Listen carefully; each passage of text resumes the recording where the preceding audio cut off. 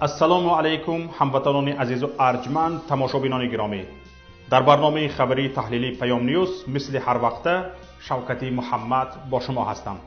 اینک توجه کنید به نامگوی موضوعهایی که در برنامه امروزه پیشکش شما می‌گردد. صاحبکاری تاجیک، قشره که خراجات دولترا به دوش دارد. رئیس دادگاه ناحیه اینی با اتهام دست داشتن در فساد مالی دستگیر شد. کاهش ҳаҷми интиқоли پولی مهاجران کاری از روسیه به تاجیکستان. باز کروناویروسی دیگر در چین ظهور کرد. تماشابینان گرامی، امروز درباره صاحبکاران تاجیکستان گپ میزنیم.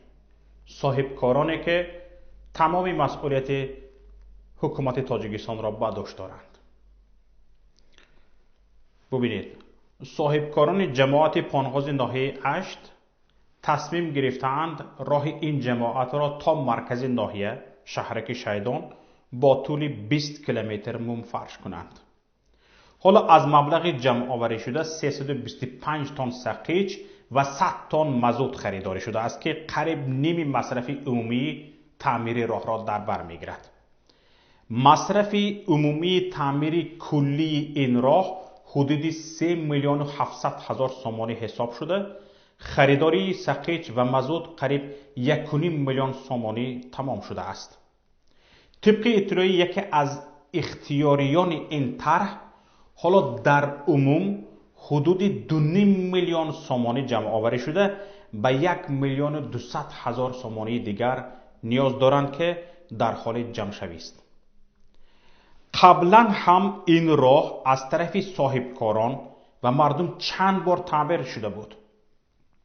همچنین با ابتکار دامولا عبدالرحیمی پانغازی، مردم جماعت پانغاز به مبلغ بیش از 1.5 میلیون دلار بیمارخانه بنیاد کردند که سهم دولت در بنیاد آن صفر است. همین دامولا عبدالرحیمی پانغازی هر سال جایهای ویران شده راه شیدان پانغاز را با پول گدایی از مردم تعمیر می کند. سهم تعمیر راه ها صفر است. درباره همین ساختمان بیمارخانه گپ زدیم. بر ضمن این که 1 درهم دولت حکومت سهمگذاری نکرده است به ساختمان این بیمارخانه در دهه پانغاز، برعکس با اعتراض به تیریزه های دوره شکل آن، حکومت ناحیه مردم را مجبور به بازسازی تیریزه ها و صرف خراجاتی علاوگی کرده است. خواستند که با طور کلاسیکی بیمارخانه را بنیاد کنند. مقامات رفته گفتند که اینجا باز مسجد ساختنید، شما حتما تیریزه ها را 4 کنجه کنید. تاجران استرافشانی مقیمی کشور کراسنویارسک و جمهوری خاکاس روسیه برای خرید 11 دستگاه نفسدهی صنعی و دیگر موادهای طبی 5 میلیون روبل معادل 735,000 سومانی جمع آوری کرده دستگاه ها را از چین فرمایش و به استرافشان گسیل کردند. همین دو خبری که ذکر کردیم منابع پیام فرستادند. به این مانند خبرها قریب هر روز در شبکه‌های اجتماعی و رسانه‌های کشور چه دولتی و چه غیر دولتی نشر می‌شوند. برای مثال، دیروز کریم جان یاروف، فعال جامعه شهروندی و حامی حقوق مهاجران در روسیه خبر داد که یک صاحبکاری تاجیک که نخواسته است نامش افشا شود، مبلغ انتقال جسدی 50 شهروند تاجیکستان را از روسیه به وطن پرداخت کرده است. خود امروز از اپیلوس اطلاع داد 4 صاحبکار تاجیک به 67 عائله ضرر دیده ناحیه خراسان 3750 سومانگی و یک خلطگی آرد کمک کردند. از این گونه مثال ها میتوان صدها آورد. صاحبکاران تاجیک با وجود پرداخت یکی از بلندترین اندازها در جهان، انداز در تاجیکستان از بلندترین اندازها در جهان است، با وجود این باز مسئولیت خراجات روزمره دولت را به دوش دارند. هیچ ساحه‌ای نیست که در آن صاحبکاران سهمی نداشته باشند و اختیاری و مجبوری در اجرای وظیفه‌های جانی دولت جلب نشوند. ساختمان و تعمیر راه‌ها، بنیاد مکتب و بیمارخانه، انشاءات‌های فرهنگی و ورزشی، کمک به ضرر دیدگان و کمبضاعتان، طبابت بیماران وزنین، خلاصه در همه سمت‌ها میلیاردها سامانه صاحبکاران تاجیک مصرف می‌شود، در حالی که همه این مصرف‌ها به دوش دولت و از مسئولیت‌های آن است. جلب صاحبکاران به اقدام‌های خیرخواهانه، البته در درون ناخنک، کی‌ها در تاجیکستان عنعنه شده است و دیگر کسی از آن تعجب نمی‌کند. حتی رئیس جمهور تاجیکستان در هر برآمدش که به ساختمان یا مصرف‌های دیگری بستگی دارد، بدون استحاله و هیچ خجالت به صاحبکاران امر می‌کند که این یا آن ساختمان را به عهده گیرند. در همین حال امام علی رحمان مبلغ‌های مصرف شده از حساب بودجه را به خودش نسبت می‌دهد. باور ندارید؟ یادتان باشد در یک واخوریش با مردمی کنگورت امام علی رحمان میگوید من به چند میلیون سومانی راه ساختم، اکنون نوبت شما. در حال قبلتر خودش میگوید که آن مبلغ از بودجه جدا شده است. خب ما اینا راه کردم 27 میلیون دلار، یعنی 27 کیلومتر 27 میلیون دلار شده. خب من مکتب میسازم، وزیر تندرستی را سپاریدم، بعد 2 سال کالج طبی معین میکنه، یک جای نزد وکینه اقل 150 کس تحصیل کنند. کنید تا همینجا جای خدمت رسانی کنید، چای خانه کنید، آش خانه کنید، سرتراش خانه کنید، حمام کنید، جای کاری، تازگی، آزادگی، این بلند برداشتن سطحی معرفت فقط با امید بودجه جمهوری شدن در کار نیست. این امرهای امام علی رحمان را نمایندگانش در محلها خیلی ماهرانه و نه تنها به نفع دولت استفاده میبرند. کمترین اعتراض به جلب شوی در مصرفها از طرف صاحبکاران با سؤالی مگر شما به سیاست پیشوای ملت ضد هستید یا مگر شما امر پیشوا را اطاعت نمی کنید در مهدش خاموش کرده می شود.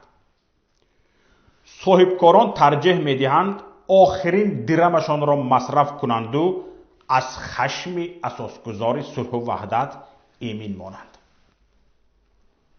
در همین حال برای بیشتری این مصرف ها در بودجه و دیگر فاند و صورت حساب ها خراجات ها پیش بینی شده اند. وقتی قبول بودجه پارلمان برای این ساحه ها مصرف جدا می کند، خراجات ها را پیش بینی می کند.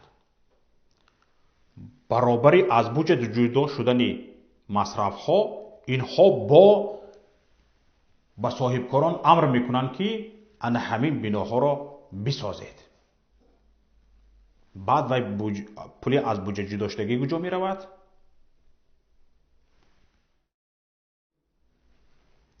به طور مثال ببینید هر سال از دارندگان نقلیات، حتی نقلیاتی که اصلا حرکت نمی کند، دولت نزدیک به 9 میلیارد سومانی انداز جمع می کند. از بودجه برای ساختمان و تامین راه‌ها نیز هر سال میلیون ها سومانی جدا می شود. اما بیش از 90% ساختمان و تعمیر راه‌ها از حساب صاحبکاران و مردم انجام می شود. از خانه و ماشین و دیگر اموال مردم دولت هر سال میلیون ها سومانی سغورته می ستاند. نادرست میگویم؟ سغورته برای آن گرفته می شود که در صورت رسیدن آفتهای طبیعی و غیر طبیعی دولت یا شرکت سغورته موظف است خراجات برقرار کنی آن را پرداخت کند. اما هرگز این کار در تاجیکستان صورت نگرفته است. تمام مصرف های آفت ها به دوش خودی صاحب ملک است یا اگر کمک هم رسید از طرف صاحبکاران یا اینستیتوت های مالیوی بین المللی می رسد. سغورته کننده هیچگاه دستگیری نمی بیند در تاجیکستان. مقامات تاجیکستان هرگز درباره نه اندازه راه ها و نه سغورته های دولتی و غیر دولتی معلومات ندادند. اصلا معلوم نیست پول های جمع آورده دولت از این دو سمت به کجا مصرف می شوند یا در دست کیها قرار می گیرند. خود همین موضوع سغورته سالهای آخر باز هم پیچیده تر شده است. اگر قبلا مبالغ های آن اساساً در اختیار شرکت دولتی تاجیک سغورته قرار می گرفتند، حالا شرکت و بانک های متعلق به اعضای خانواده امام علی رحمان بیزنس سغورته را هم با سرعت در اختیار خود می گیرند و شرکت دولتی را از بازار خارج می کنند. از جمله سپتامین سغورته جمال الدین نورعلیف. همه میدانیم ها جمال الدین نورعلیف کی است. بیمه اینشورنسی رستم امام علی، این نام هم شناس است. سغورته عصر 21 اشرف گلوف. اشرف گلوف رو هم که همگان میشناسیم. انا همین طور سغورته دولتی رو از بازار خارج کرده، باز سغورته کنی رو هم بیزنس سغورته رو هم از خود کرده هستند. این موضوع بس انشالله با تحقیقات دیگر برایتان در یک فرصت دست داده پیشکش می شود. متاسفانه حتی مبلغ‌های به کار خیر جدا می‌کرده صاحبکاران پول را به جای پیش بینی شده مصرف نمی‌گردد. در اکثر حالت‌ها منصبداران دولت قسمی از این کمک‌ها را می‌دزدند یا با هر راه از آن درآمد می‌گیرند. برای مثال کارمندان گمرک ولایت سوخت نه تنها از 11 دستگاه نفس صنعی روان کرده صاحبکاران استرافشنی باج گمرکی ستانیده‌اند، بلکه برای کمتر کردن باج رشوه هم گرفتند. حال آنکه این میبایست طبق وعده حکومت بدون باج و خراج وارد میشد. یا اینکه چیزی دیگر، بعد نشر تحقیقات پیام درباره دزدی‌های بهرام عنایت‌زاده در استرافشان، چند معلومات دیگر دسترس ما شد که نشان می‌دهد این شهردار سابق استرافشان و کولاب با بهانه ساختمان‌های جشنی چقدر مبلغ صاحبکاران و مردم را از خود کرده است. حالا آخرین معلومات درباره پول‌هایی که عنایت‌زاده از تاجران استرافشان گرفته است یا قرضش را پرداخت نکرده است دسترس ما شده است. اکثر صاحبکاران میانه شهر 30-40 هزار سامانگی به عنایت‌زاده داده‌اند. از اکثر نقطه‌های فروش سوزشواری شهر استرافشان از به مبلغی از 10 تا 20 هزار سامانی سوزشواری گرفته پولش را پرداخت نکرده است.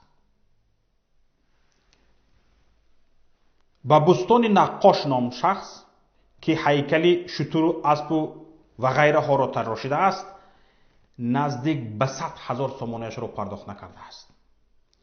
به 3 استای خوجندی مرمرتراش، گچکار و رنگوبارچی نزدیک به 1 میلیون سامانی قرضدار مانده است. از مرمرچی 280 هزار، از گچکار 350 هزار، از رنگچی 300 هزار سامانی. همه این حجت ها در دست ما هست.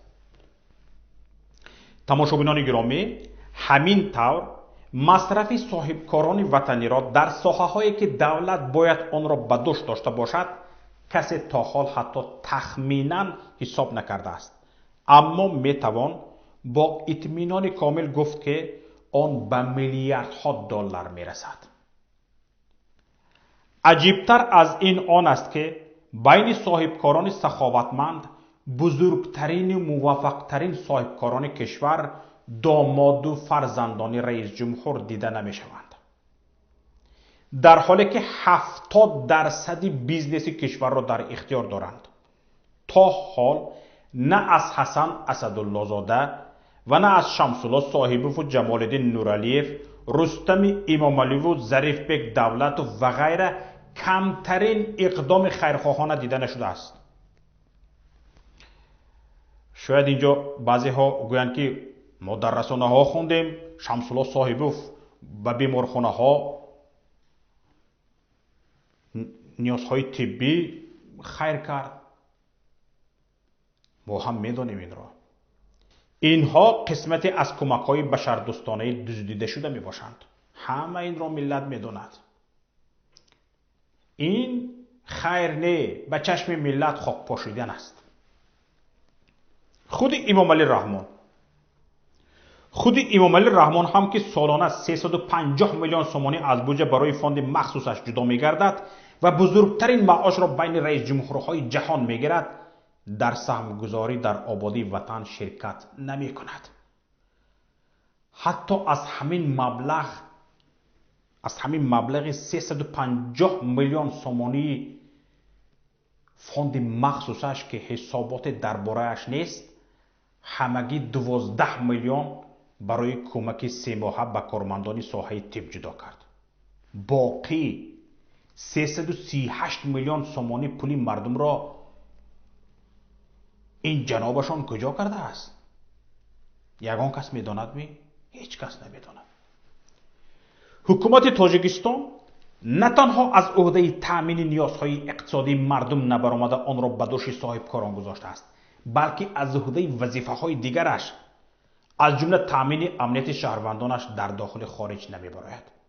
برای این بی‌حقوقی مهاجران تاجیک در روسیه و قزاقستان و نزاع‌های سرحدی با قرقیزستان را میتوان مثال زد.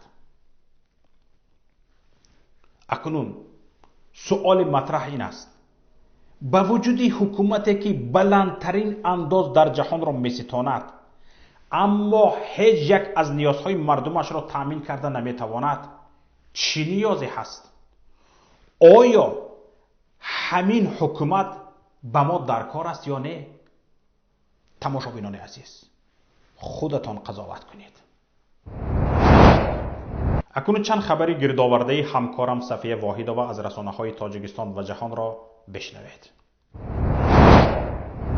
شرف ترسونزاده، رئیس دادگاه ноҳияи айнӣ از جانب агентии ضد فسادی تاجیکستان با اتهام دست داشتن در فساد مالی دستگیر شد. شرف ترسونزاده 2 روز پیش با فرمان رئیس جمهوری تاجیکستان بنابر صادر نمودن کرداری که شأن و اعتبار سودیه را پس میزند از مقامش برکنار شد. ترسونزاده تا ماه فوریه امسال به حیث دادرس دادگاه ноҳияи айнӣ کار میکرد و 4 ماه پیش مسئول دادگاه تعیین شد. سامانه اخبار با تکیه به منبعش در агентии ضد فساد نوشت که رئیس سود ноҳияи айнӣ 2 هفته قبل از طرف کارمندان агентӣ هنگام گرفتن 15,000 سامانی از یک ساکن ноҳияи айнӣ برای به منفعت او حل نمودن بحث سودی دستگیر کرده شد. حالا باشد در بازداشتگاه قرار دارد. یک منبع دیگر از مقامات حفظ حقوق ноҳияи айнӣ نیز به شرط برده نشدن نامش به این رسانه گفته است: ترسونزاده بارهاست که با جرم گرفتن پاره بازداشت می شود و آزاد می گردد، ولی نه مطبوعات خبر می یافت و نه کارمندان بالایی حکومت. این نوبت بازداشتش کردند.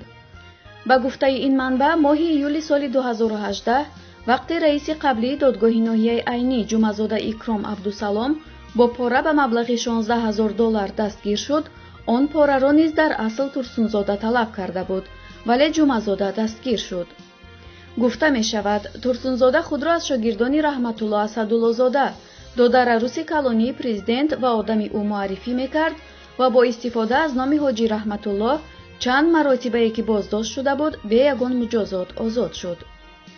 ترسونزاده شرف زیاده از 5 سال است که در ноҳияи айнӣ به حیث سودی اجراچی فعالیت داشت و بعد بازداشت اکرامزاده اجرا کننده وظیفه رئیس دادگاه ноҳияи айнӣ بود. ماه فوریه سال جاری او را رسما با فرمان پرزیدنت رئیس دادگاه این ناحیه تعیین کردند. هفته پیش رئیس دادگاه شهری حصار زیدالله صابرزاده نیز با عین اتهام از منصبش برکنار گردید.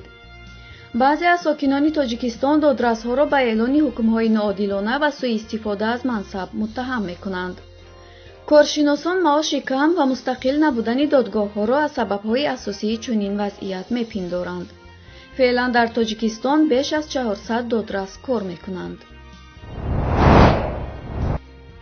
дар 3 моҳаи аввали соли 2020 ҳаҷми интиқоли пули муҳоҷирони корӣ аз Русия ба Тоҷикистон ба андозаи 22.3% коҳиш ёфтааст.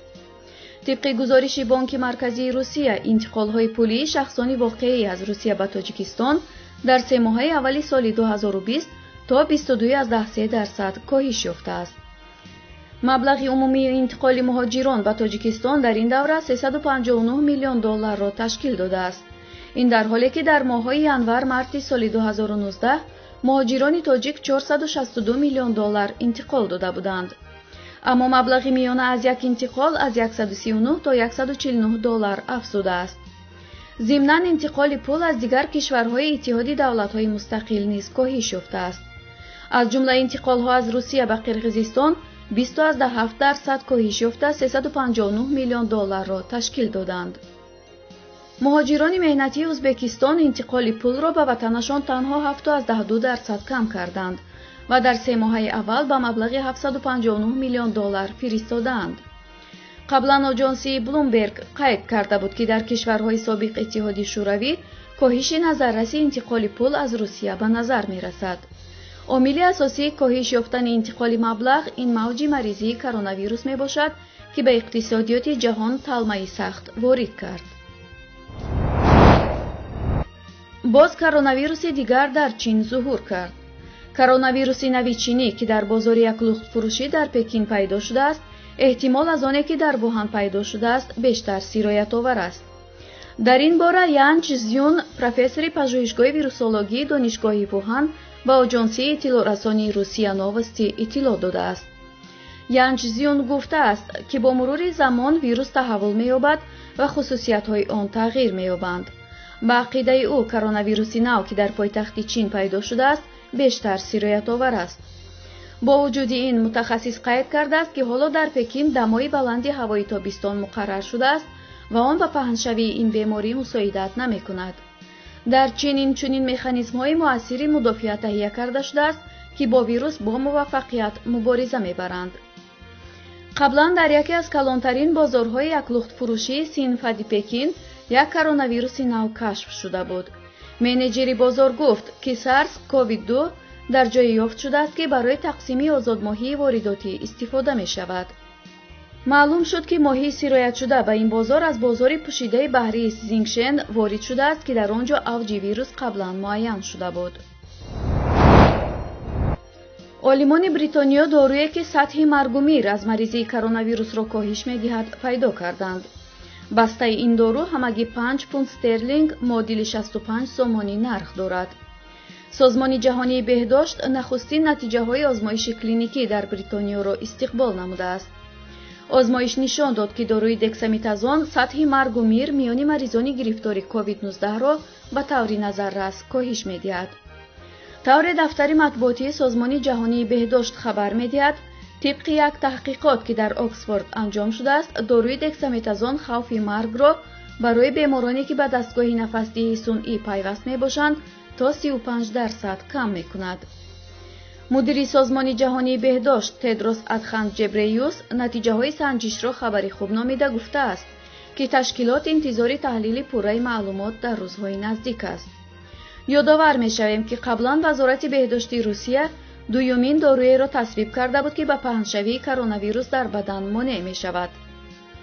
Левилимаб бо номи тиҷоратии Илсира ва Авифавир ду доруи сохти Русия мебошанд ки дар озмоиши клиникӣ самараи хубро нишон доданд. гуфта мешавад, ҳар ду даво ба паҳншавии коронавирус дар тамоми бадани инсон халал мерасонад. ин буд таҳлили мо ва шарҳи хабарҳо то ин дам. хайр то рӯзи дигар.